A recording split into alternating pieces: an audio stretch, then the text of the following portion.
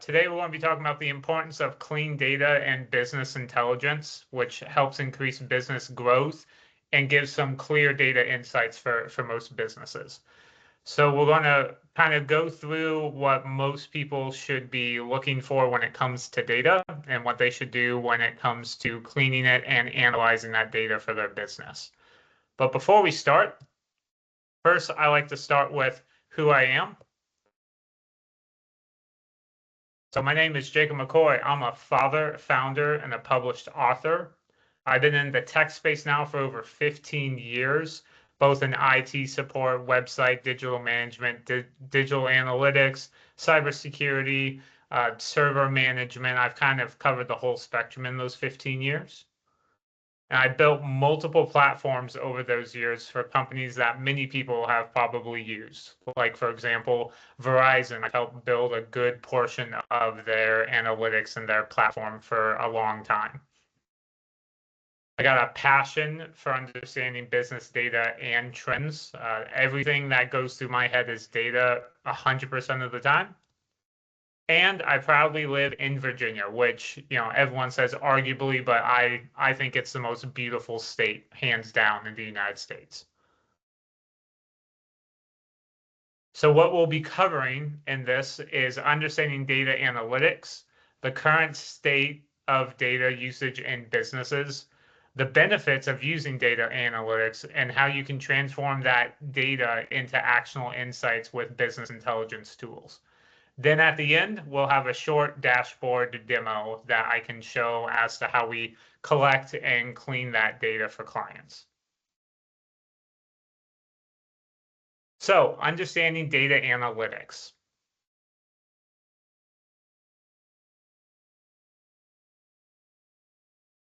Couple of key concepts to understand when it comes to analytics.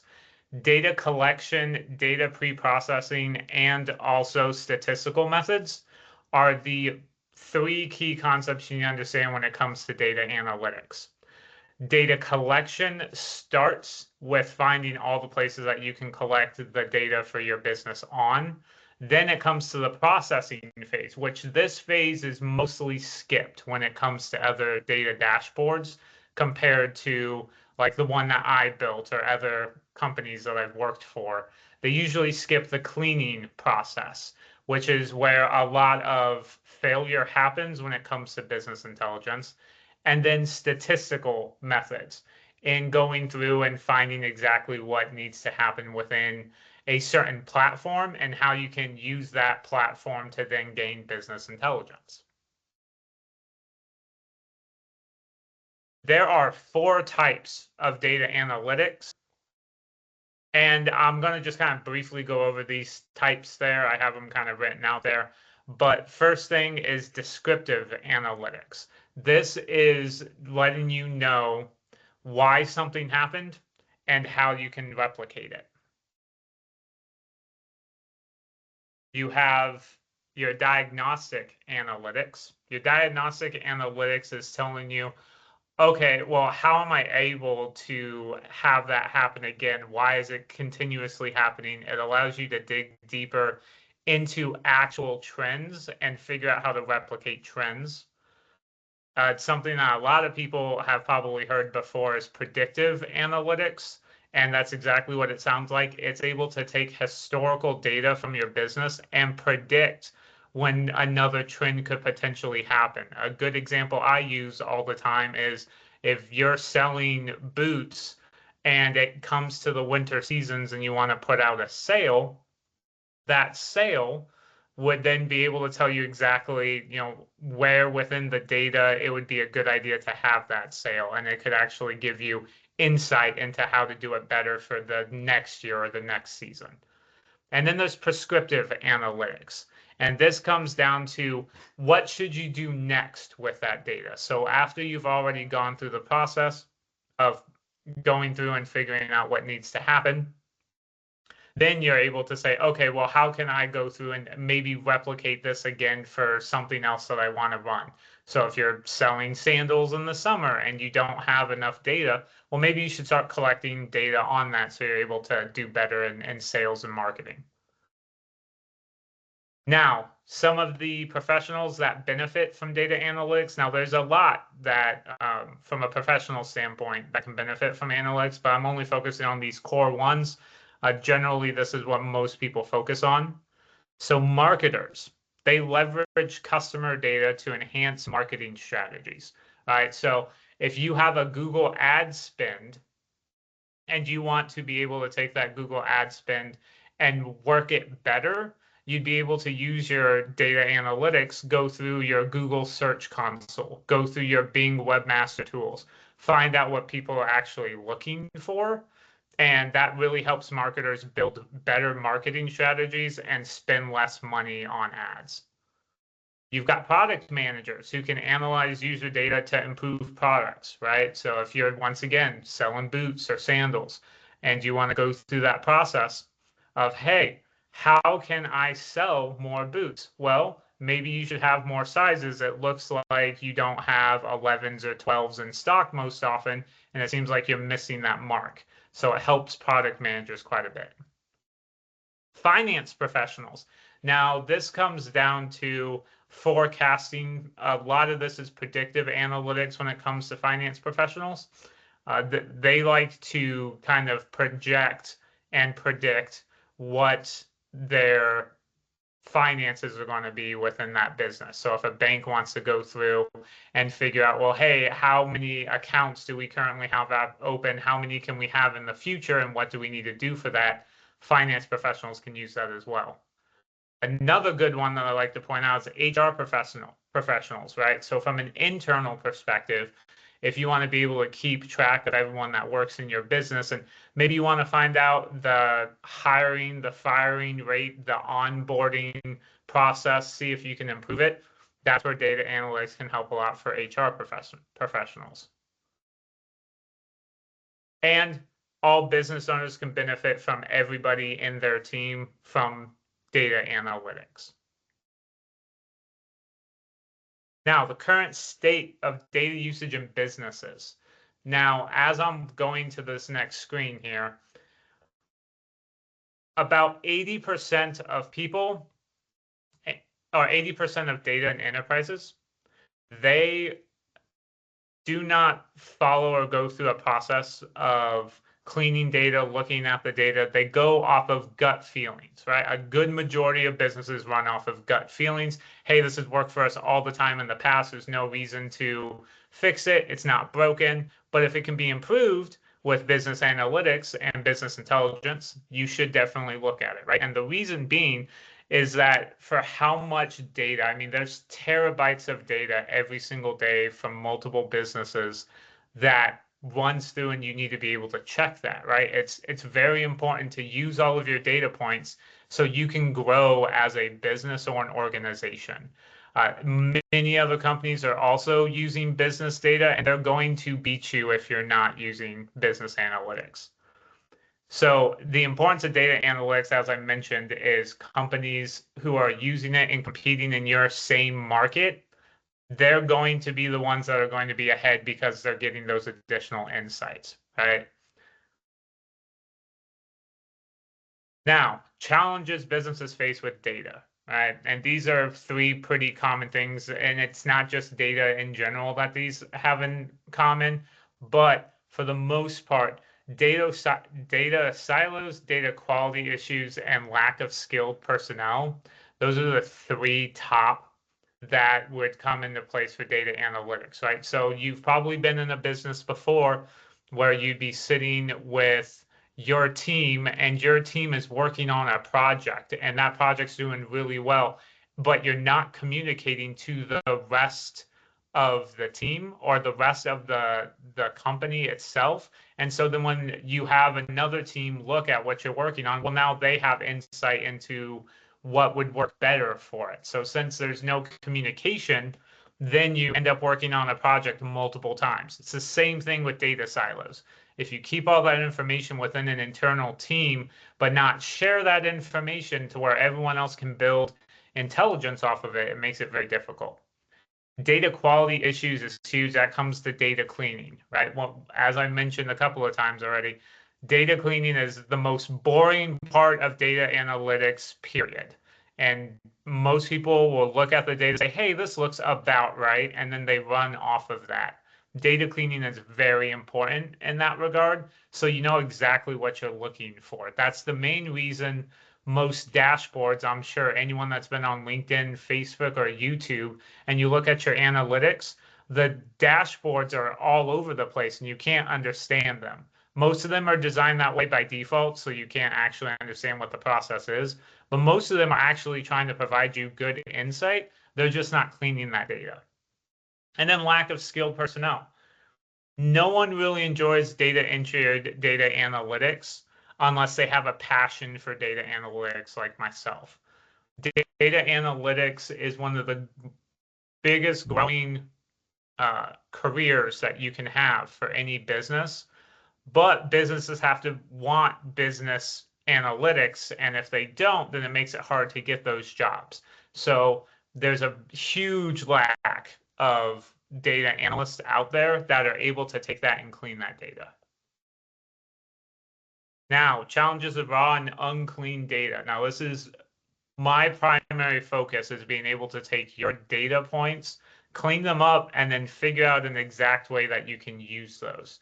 And that's what makes everything in my platform unique compared to other platforms, is that we go through the process of actually cleaning the data. If you don't need a column in your database, we remove that column. So we make sure everything stays clean, and it also joins properly together with your other data points. So then you're able to make those types of decisions, right? But most people don't clean up the data. It often leads to mixed or inaccurate information. Unclean data can also lead to poor insights, poor decision making, right? You'll look at it and be like, oh, well, we have a dashboard and we go through that process, but we're not getting the results. Well, mostly it's because your data is not clean enough or it's not being understood in that regard. Data platforms frequently struggle with data quality issues, and that's for every dashboard and every platform. Any platform that says we provide real-time data and real-time analytics, a little bit of a spoiler, real-time analytics doesn't exist. Near-time analytics does, but real-time analytics doesn't. There isn't a single platform out there, including platforms within your business, that are providing real-time analytics, because you have to go through and process the data. So if you're just getting fed raw data, sure, that's real time, but it's not accurate. So near real time is what I like to say. Now, benefits of data analytics. It's the same across the board if you're not using analytics, right? But it improves your decision making. It gives you data-driven insights, and it allows you to actually go through the process of being able to grow your business with the data that comes in from your company.